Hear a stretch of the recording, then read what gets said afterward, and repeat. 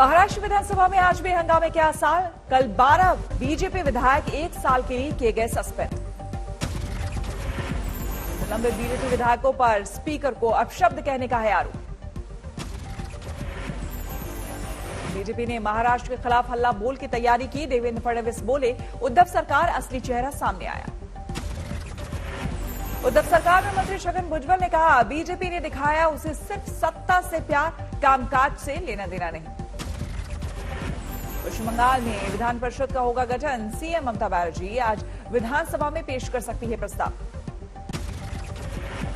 मोदी सरकार में पहली बार बड़ी फेरबदल की तैयारी अटकी। आज शाम 5 बजे प्रधानमंत्री आवास पर होने वाली बैठक टली। 20 से ज्यादा नए मंत्री बनाए जाने की है खबर। पहले बैठक में गृह मंत्री अमित शाह, जेपी नड्डा और राजनाथ सिंह समेत कई कैबिनेट मंत्रियों के मौजूद रहने की थी खबर। कैबिनेट विस्तार में मोदी सरकार के कई मंत्रियों के विभाग बदले जाने की थी संभावना। इसी हफ्ते होना था कैबिनेट विस्तार। सर्बानंद सोनोवाल और कांग्रेस छोड़कर बीजेपी में आए ज्योतिरादित्य सिंधिया को मंत्रिमंडल में जगह देने की थी अटकलें। पशुपति पारस को भी मंत्री बनाने की थी चर्चा, लेकिन अब बैठक टलने से अधर में लटका मंत्रिमंडल विस्तार।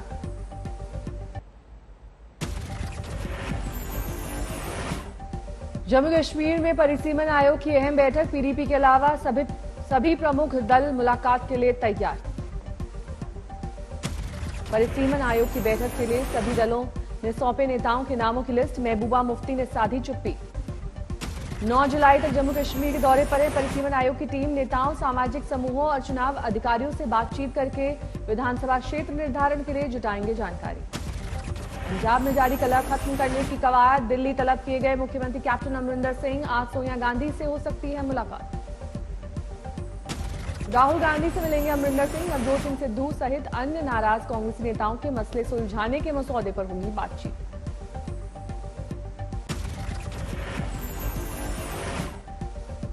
देश में तेजी से घट रहा है कोरोना संक्रमण के आंकड़े। एक दिन में 34,703 नए कोरोना पीड़ित आए सामने। एक दिन में 553 की गई जान। दूसरी लहर में एक दिन में अब तक का सबसे कम आंकड़ा। देश में कोरोना के एक्टिव केसेस की संख्या घटी। अब 4,64,000 हैं कोरोना के एक्टिव मामले। देश में तेजी से घट रहा है वैक्सीनेशन।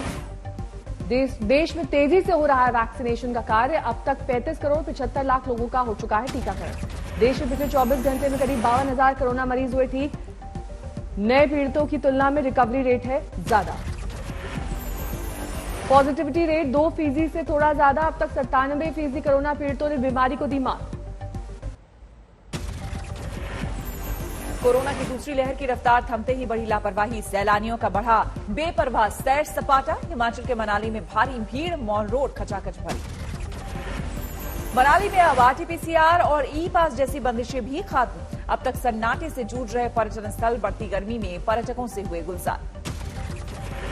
धर्मशाला में भी भारी तादाद में सैलानी पहुंचे। पहाड़ी इलाके में हर तरफ पर्यटकों की बहार।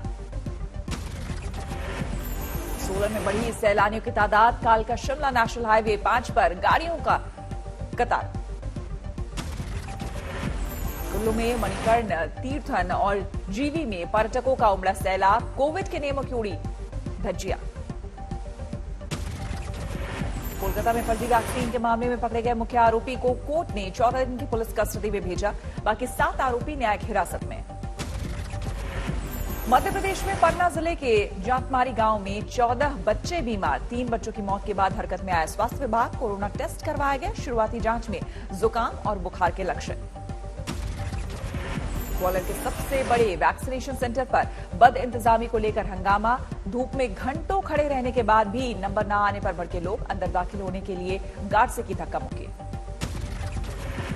इंदौर में कोरोना नियमों को लेकर सख्ती के आदेश। शादी समारोह में 50 से ज्यादा लोग शामिल हुए तो कोविड के आधार पर होगी कार्रवाई। जोधपुर में टीकाकरण का वीडियो वायरल। ग्रामीण स्वास्थ्य केंद्रों पर स्थानीय वेशभूषा में नजर आए स्वास्थ्यकर्मी। घूंघट ओढ़कर बुजुर्गों का किया वैक्सीनेशन। असदुद्दीन ओवैसी ने कहा, मोहन भागवत गोलवरकर सावरकर के विचारों और किताबों को लकीर मानते हैं। ऐसे में कैसे होगी एकता। ओवैसी ने फिर पीलू खान, रगबर अखलाक समेत मुसलमानों की हत्या का उठाया मुद्दा। कहा, क्या भागवत इसे मानेंगे कि कट्टर हिंदुत्व की विचारधारा ने ली है इनकी जान। लोगों का क्या ताल्लुक हिंदुत्व की आइडियोलॉजी से है या नहीं। ओवैसी ने कहा, एकता की बात संविधान करता है, लेकिन आरएसएस की विचारधारा उससे परे है। ओवैसी बोले, कोरोना के दौरान यूपी में गंगा तट पर लगा था लाशों का अंबार, योगी सरकार दिखी लाचार, न ऑक्सीजन दे सकी न दवा। बिहार में सैलाब से मचा हाहाकार, बेतिया में डूबी नाव पर सवार थे करीब 24 लोग। डूबती नाव देखकर तट पर खड़े लोग हुए सतर्क, तैराकों ने नदी में फौरन लगाई छलांग, सभी को किया रेस्क्यू, बड़ा हादसा होते होते टला। दरभंगा के घनश्यामपुर में पानी में समा गया 2 मंजिला स्कूल, बारिश के बाद कई गांव में बाढ़ से दहशत। बिहार के बगहा में मस्तान नदी में बाढ़ का कहर, सैलाब में डूबे खेत खलिहान।